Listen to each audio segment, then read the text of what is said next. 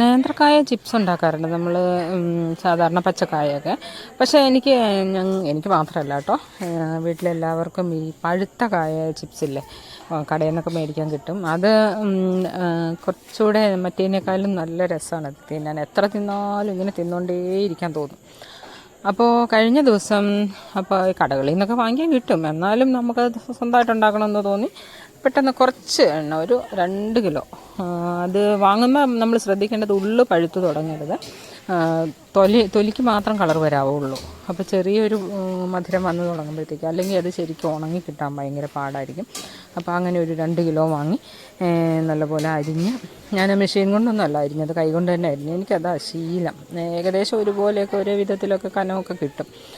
അപ്പോൾ അത് നല്ലപോലെ വറുത്തെടുത്തു. മറ്റേ വറുക്കുമ്പോൾ ശ്രദ്ധിക്കേണ്ട കാര്യം എന്ന് പറഞ്ഞാൽ മറ്റേതിനേക്കാളും കുറച്ചുകൂടെ കളറാകുന്നവരേക്കും നമ്മൾ വെയിറ്റ് ചെയ്യണം. അപ്പോൾ നല്ലപോലെ വറുത്തെടുത്ത് ഭയങ്കരമായിട്ട് നല്ല ക്രിസ്പി ആയിട്ട് തന്നെ കിട്ടി കേട്ടോ.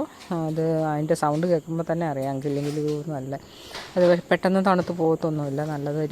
നല്ല രീതിയിൽ കുറേ നാൾ നമുക്ക് കുറച്ച് ദിവസമൊക്കെ കീപ്പ് ചെയ്യാൻ പറ്റും. പക്ഷേ ആകെ 2 ടിന്ന് ഫുള്ള് കിട്ടിയില്ല. ഇതിപ്പോൾ ഒത്തിരി ദിവസം വെച്ചുകൊണ്ടിരിക്കാനൊന്നുമില്ല കേട്ടോ, ഇതൊക്കെ ചഡ് പിടമനെ തീർന്നു പോകും. അപ്പം ട്രൈ ചെയ്ത് നോക്ക്, നല്ല രസമാണ്.